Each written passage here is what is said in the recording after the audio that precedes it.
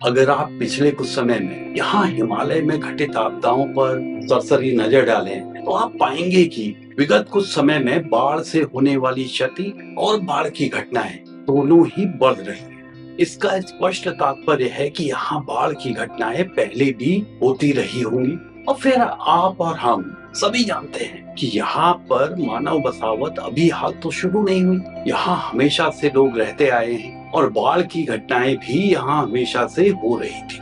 ऐसे में क्या यहाँ के लोग बाढ़ से बचने के लिए कुछ करते थे या फिर कुछ नहीं करते थे, यही सब देखेंगे आज हम।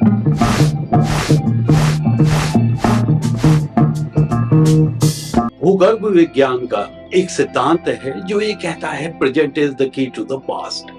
आज जो और जैसा हो रहा है विगत में भी वैसा ही हो रहा होगा और इसी के आधार पे हम भूगर्भ विज्ञान में विभिन्न घटनाओं को समझते हैं, विभिन्न प्रक्रियाओं को समझते हैं। जैसा कि हम जानते हैं, आज हिमालयी क्षेत्र में बाढ़ की घटनाएं प्रायः घटित हो रही हैं। वो हिमाचल हो, सिक्किम हो या उत्तराखंड हो, हमें लगातार बाढ़ से होने वाली घटनाओं के बारे में पता चल रहा है। तो जाहिर है विगत में भी इस तरह की घटनाएं होती रही होंगी। वैसे अगर सरसरी तौर पे देखें, यहाँ पहाड़ों में, हिमालयी क्षेत्र में ढाल बहुत ज्यादा है। जियोमोर्फोलॉजी इस तरह की है कि पानी तेजी से बह जाता है। इन स्थितियों में यहाँ बाढ़ की घटनाएं कम होनी चाहिए, प्रायः नहीं होनी चाहिए। अगर हम बाढ़ की बात करें, आप और मैं सभी जानते हैं कि ज्यादातर सभ्यताएं जो शुरू हुई वो नदी मैदान में या फिर रिवर वैलीज में शुरू हुई। मेसोपोटामियन हो, नाइल सिविलाइजेशन हो, इंडस वैली सिविलाइजेशन हो, अन्य कोई सिविलाइजेशन हो, ज्यादातर सिविलाइजेशन रिवर वैलीज में शुरू हुई, क्योंकि वहां पे आपको सामरिक सुरक्षा मिलती थी, आवागमन के लिए पानी एक साधन था और उसी के साथ खेती के लिए बहुत ही उपजाऊ जमीन मिलती थी, पानी उपलब्ध था। और आपको शायद विश्वास ना हो, ज्यादातर जो ये सभ्यताएं थी ये बाढ़ और उससे मिलने वाली उपजाऊ मिट्टी के बीच के संबंध को जानती थी। कई जो पुरानी सभ्यताएं थी वो बाढ़ का इंतजार किया करती थी। बाढ़ उन्हें एक निश्चित समयावधि के बीच जाने का एहसास दिलाती थी और नाइल वैली के जो शुरू के कैलेंडर थे, आरंभ के जो कैलेंडर थे, वो बाढ़ पर आधारित थे और बाढ़ का पानी उस समय भी नदी मैदानों में फैलता होगा। परंतु इन सभ्यताओं ने, जो कि पिरामिड बना सकती थी, अन्य बड़े बड़े स्ट्रक्चर बना सकती थी, उसने कभी भी बाढ़ के पानी को रोकने के लिए डाइक्स बनाने की कोशिश नहीं की। बड़ा सरल सोल्यूशन था कि नदी के पैरेलल एक दीवार बना दीजिए, कुछ अवरोध बना दीजिए जिससे कि बाढ़ का पानी अंदर ना आए। परंतु उन्होंने ये सब नहीं किया और बाढ़ कभी भी इन लोगों के लिए एक समस्या नहीं रही। तो आज अगर बाढ़ हमारे लिए समस्या बन गई है, हमारे लिए एक परेशानी बन गई है, हमारे लिए ये देखना जरूरी हो जाता है कि कौन से ऐसे कारण थे जिसने बाढ़ को हमारे लिए एक समस्या बना दिया है। ये सब चीजें तो रही प्लेन्स की, मैदानी क्षेत्रों में किस तरह से बाढ़ आती थी, किस तरह से उपजाऊ मिट्टी बाढ़ मैदानों में फैलती थी, किस तरह से हमने बाढ़ पे नियंत्रण की कोशिश की और किस तरह के उसके एडवर्स हमारे इम्पैक्ट्स रहे, उसकी बात हम कभी और करेंगे। आज हम बात करते हैं पहाड़ों की। पहाड़ों में जो नदी का प्रारूप है, कई बार वो जियोमोर्फोलॉजी, जो नदी की जियोमोर्फोलॉजी है, वो तय करती है कि कहाँ से नदी बहेगी, पानी कहाँ से बहेगा। और जैसा हमने कहा कि यहाँ पर ढाल बहुत ज्यादा है, तो ढाल बहुत ज्यादा होने की वजह से नदी का पानी एकदम से बह जाता है। तो यहाँ इनंडेशन की स्थिति ज्यादातर स्थितियों में नहीं होनी चाहिए।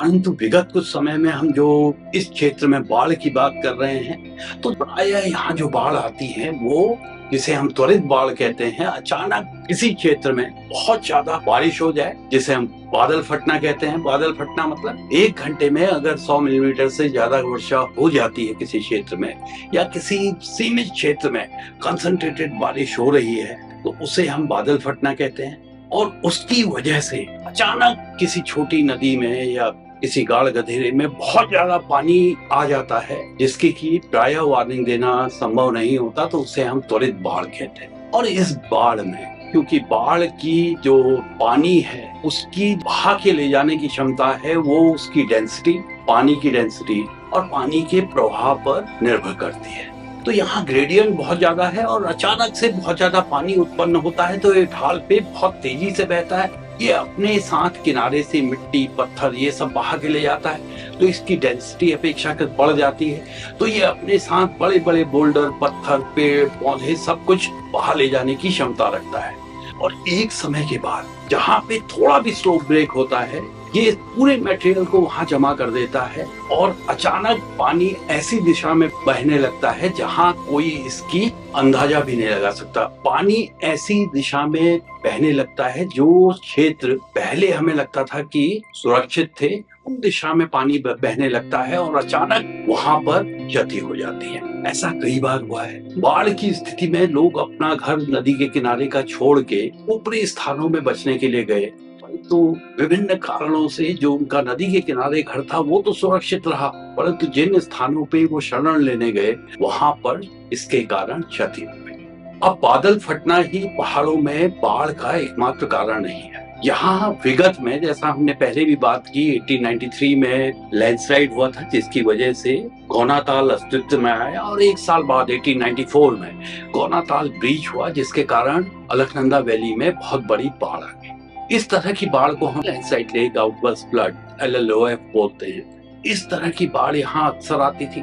उसी के साथ ऊपरी क्षेत्रों में जो ग्लेशियर लेक्स हैं उनके फटने के कारण, जिसे हम ग्लेशियर लेक आउटबर्स्ट फ्लड्स बोलते हैं, उस तरह के फ्लड्स यहाँ प्रायः आते रहे, जैसा अभी हाल सिक्किम में हुआ था। अब सवाल यह है कि यहाँ के लोग, क्योंकि यहाँ लोग हमेशा से बसते आए हैं, ऐसा नहीं है कि अभी हाल लोग यहाँ बसना शुरू हुआ। जब से देश के अन्य क्षेत्रों में लोग रह रहे थे तब से यहाँ हिमालय में भी कुछ ना कुछ लोग रह रहे, और समुदाय के लिए सुरक्षित बचे रहना और अपनी प्रजाति को आगे ले जाना उसका मेन ध्येय है, मेन उद्देश्य है। ऐसे में यहाँ के लोग बाढ़ से बचे रहने के लिए क्या करते हैं? हमने बात की कि यहाँ पहाड़ों में क्योंकि बसावत के लिए आपको पानी चाहिए और खेती के लायक जमीन चाहिए, पास्चर लैंड चाहिए पशुओं के लिए, तो हमने देखा कि जो लैंडस्लाइड का मलबा है मिडिल स्लोप्स में आके जो जमा हो जाता है, उसके ऊपर क्योंकि विभिन्न कारणों से उपजाऊ जमीन उत्पन्न होती है, उपजाऊ मिट्टी उत्पन्न होती है, और उसके ऊपर यहाँ लोगों ने अपने खेत बनाए। और यहाँ पहाड़ों में क्योंकि पोरस मटेरियल लैंडस्लाइड का मलबा देता है और विभिन्न कारणों से इस मटेरियल में पर्स वाटर टेबल उत्पन्न हो जाती हैं जो पानी को रोके रखती हैं, पानी को संचय करती हैं, और इसीलिए पानी के स्रोत हमें ओल्ड लैंडस्लाइड्स की डेब्री के आसपास मिलते हैं। तो यहाँ पहाड़ों में हमेशा से पानी और खेती की जमीन मिडिल स्लोप्स में या फिर वैली के लोअर स्लोप्स में थी, तो यहाँ के लोग कभी भी वैली के लोअर स्लोप्स में या मिडिल स्लोप्स में नहीं बसे। बसने के लिए वो हमेशा पहाड़ के ऊंचे चट्टान वाले इलाके में गए जहां पर उन्हें लगा कि ये सुरक्षित क्षेत्र है। और ऐसे क्षेत्रों में उनको बाढ़ और भूस्खलन दोनों से सुरक्षा मिलती थी। ये क्षेत्र नदी से या फिर गाढ़ गहरों से काफी ऊंचाई पे थे, तो ऐसे स्थानों पे इनको बाढ़ से सुरक्षा मिलती थी। इनको पानी के लिए, खेती के लिए रोज 2-4-5 किलोमीटर चलना मंजूर था, परंतु अपने समुदाय की सुरक्षा को खतरे में डालने के लिए ये तैयार नहीं थे। इनका आचार व्यवहार मेरे आपकी तरह नहीं था कि हमें सुविधा चाहिए बजाय इसके की सुरक्षा। उसी के साथ ये लोग अपने अनुभव के आधार पे जान गए थे कि अगर नदी नालों का पानी अचानक से गंधला हो जाता है या फिर कम हो जाता है तो इसको ये एक बुरा संकेत मानते थे। उनको अपने अनुभव के आधार पे ये मालूम था कि इसके बाद कोई त्रासदी हो सकती है, और वो नदी तट को ऐसी स्थितियों में तुरंत खाली कर देते थे, ऊंचे स्थानों में चले जाते थे। ऐसा यहाँ उत्तराखंड में 1978 में हुआ भी था। अगस्त के महीने में कनोडिया गाड़ में, जो कि भागीरथी की ट्रिब्यूटरी है, वहां पर एक बहुत बड़ा लैंडस्लाइड हुआ था जिसकी वजह से गंगनानी के पास भागीरथी का फ्लो अवरुद्ध हो गया था। उसके पीछे एक बहुत बड़ी लेक बन गई थी जिसकी वजह से भागीरथी के पानी का जो प्रवाह था एकदम से कम हो गया। नीचे पास पड़ोस के जितने भी गांव थे वो समझ गए कि कुछ ना कुछ विपदा आने वाली है, और उन्होंने निचले क्षेत्रों में जितने भी गांव थे उन सब ने तुरंत गांव खाली कर दिए और ऊपरी क्षेत्रों में चले गए। इसके कुछ दिन बाद 6 और 10 अगस्त को ये जो लेक बनी थी इससे पानी ब्रीच हुआ, जिससे कि उत्तरकाशी और निचले इलाकों में काफी नुकसान हुआ, परंतु जो हमारे परंपरागत गांव थे लेक के एकदम पास थे, उनमें इनसे कोई भी मानव क्षति नहीं हुई। इन लोगों ने पहले ही नदी के किनारे के जो क्षेत्र थे उनको खाली कर दिया था। उनको पता लग गया था कि इस तरह की कोई आपदा आने वाली है। तो यहाँ के लोग अपने अनुभव के आधार पे, अपने अर्जित ज्ञान के आधार पे जान जाते हैं कि कब कैसे कोई मुसीबत, आपदा आ सकती है। वो उसका बचाव करते थे। वो ऊंचे स्थानों पे रहते थे ताकि बाढ़ से नुकसान ना हो। आज विभिन्न कारणों से जो हमारी सड़कें बन रही हैं, वो नदी नालों के एकदम समीप बन रही हैं। वहाँ पे जो सड़क बनाना है अपेक्षाकृत सरल है, और इसी के साथ रोजगार के जितने भी साधन हैं वो नदी के किनारे सिमटते जा रहे हैं। इतना भी हमारा रोजगार है रोड के किनारे सिमट कर रह गया है। तो आज लोगों की मजबूरी हो जा रही है कि वो अपने सुरक्षित स्थानों को छोड़कर सड़क के किनारे, नदी के किनारे बसना शुरू करें। और उसी के साथ दूसरा ट्रेंड जो है, जो टूरिस्ट आ रहा है, उसको नदी नाले के किनारे जो होटल है वो उससे बड़े लुभावने लगते हैं। उसको रिवर फ्रंट पे चाहिए, रिवर साइड चाहिए, रिवर व्यू चाहिए। तो ऐसे में नदी के किनारे काफी स्ट्रक्चर्स बन रहे हैं। और कई जगहों पे आप अगर भगीरथी के साथ साथ ऊपर चलना शुरू करें या अलकनंदा के साथ, कई ऐसे होटल आपको एक्टिव रिवर बेड पे बने हुए मिलेंगे। और अगर विगत में आई जो बाढ़ यहाँ थी, वो 2010 की हो सकती है, 12 की हो सकती है, 13 की हो सकती है, उसमें आप देखेंगे ज्यादातर जो नुकसान हुआ एक लीनियर पैटर्न में हुआ। और ऐसे स्ट्रक्चर्स, ऐसी बसावटें उसमें ज्यादा प्रभावित हुई जो अभी हाल बसी थी। अभी हाल बने होटल, स्ट्रक्चर और दूसरी चीजें ज्यादा प्रभावित हुई। तो हमारा जो डेवलपमेंट का पैटर्न है, सड़क बनाने का जो पैटर्न है, उसकी वजह से आज हम बाढ़ से ज्यादा प्रभावित हो रहे हैं। उसकी वजह से आज हमें ज्यादा नुकसान हो रहा है। तो हमारे जो यहाँ के मूल निवासी थे वो जानते थे कि नदी के किनारे रहना, बसना सुरक्षित नहीं है। वो सुरक्षित दूरी पे, ऊंचे स्थानों पे बसते थे जहाँ वो बाढ़ से सुरक्षित रहते थे। परंतु आज हमारा एटीट्यूड बदल गया है। आज हमें सुरक्षा से ज्यादा सुविधा की चिंता है। और उसी के साथ अगर आप देखेंगे, समय के साथ हमारा जो बिल्डिंग मटेरियल हम भवन बनाने के लिए उपयोग में लाते थे, उसमें अचानक परिवर्तन हुआ। आज लकड़ी और पत्थर हमारे पास उपलब्ध नहीं है। जो भी बिल्डिंग मटेरियल है वो बाहर से आ रहा है। वो ईंट हो सकती है, सीमेंट हो सकता है, बजरी हो सकती है। तो रोड के किनारे कंस्ट्रक्ट करना अपेक्षाकृत सरल, सस्ता और सुविधाजनक है। इसलिए भी लोग सड़क के किनारे, नदी के किनारे बसना ज्यादा प्रेफर कर रहे हैं।